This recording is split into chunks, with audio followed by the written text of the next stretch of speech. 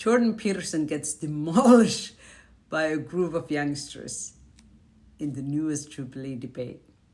I got to say, this is painful. It is painful watching this man embarrass himself and emotionally broken. So do you believe in the all-knowing, all-powerful, all-good notion of God? What do you mean by believe? Do you think it to be true? That's the circular definition. What do you mean when you say you believe? How is that circular? Because you added no content to the answer by substituting the word true and believe. I said you think it to be true. All right. So if you believe something, you stake your life on it. What do you mean by that? You live for it and you die for it.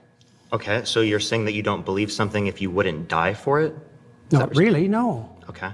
So then, how would you define belief? Something you say? Well, can I explain? Like, I could believe it is the case that this pen exists, but if someone like threatened my life, right, I would lie in order to be able to save my life. He says so much word salad to confuse people, hoping that they'll just give up.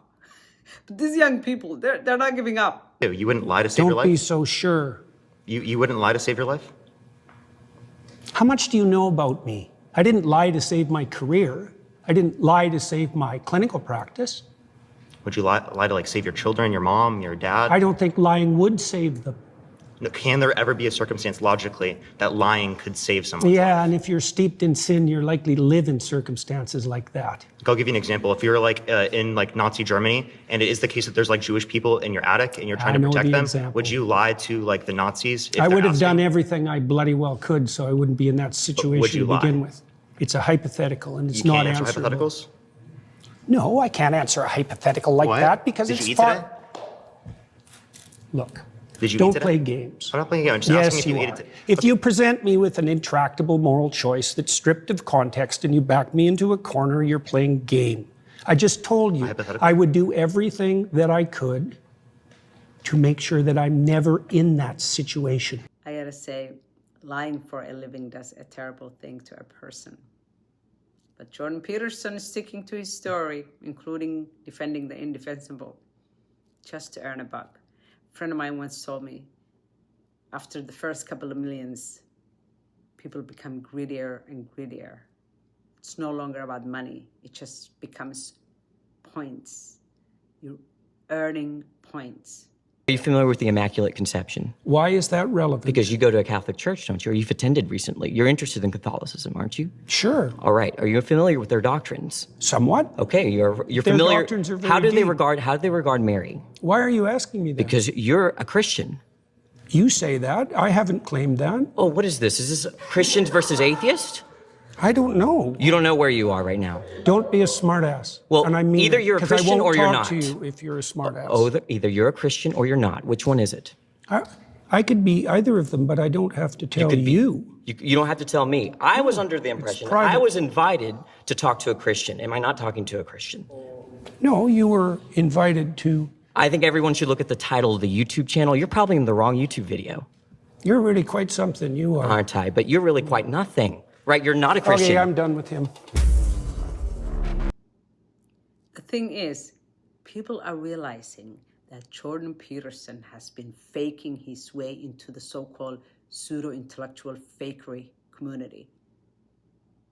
But this is definitely his moment of the emperor has no clothes on. Why did he come to the debate if he didn't want to answer questions? I mean, it's ridiculous. It's simple.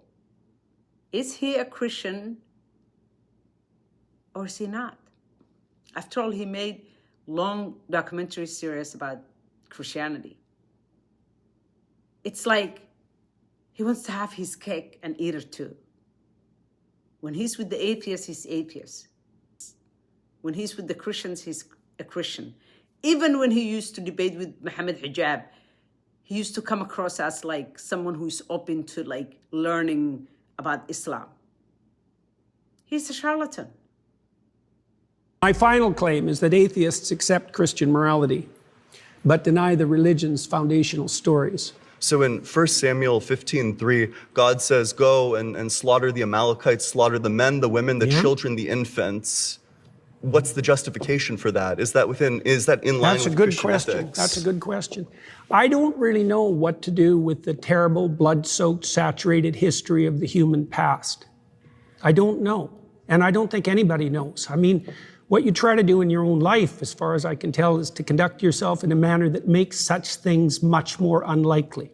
I totally agree. We're all saddled with the problem of the catastrophes that got us here, aren't we? Yeah, but this one was commanded by God. That's the problem. Yeah, That's what differentiates it from anything else, is that this one, it's God saying, go and do this atrocity. Do you think that there's ever such a thing as a righteous war?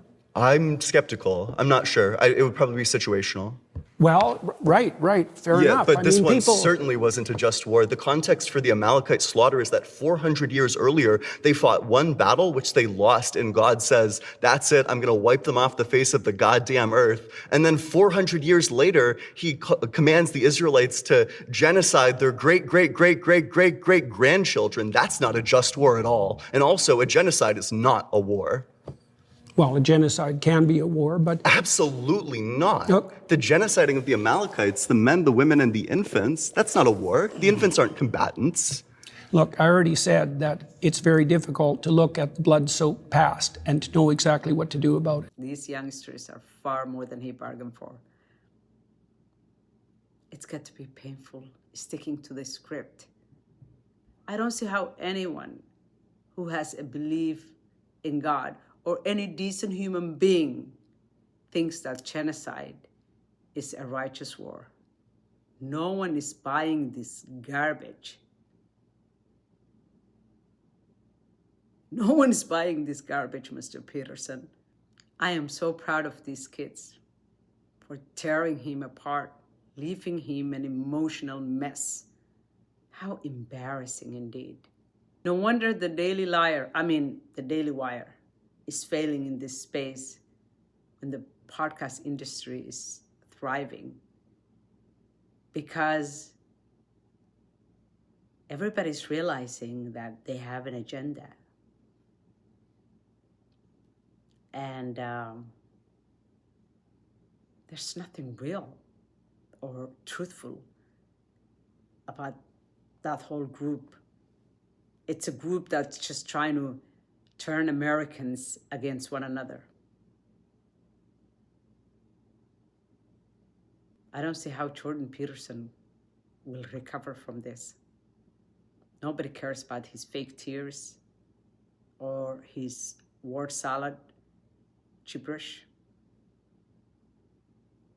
If he has any dignity, he would just retire. He has enough money. The Daily Liar is falling apart. I mean, I'm sure he's going to write some books and some people will buy it. But he needs to hide. I would just take a hiatus because he lost all credibility and his humanity, if I may add.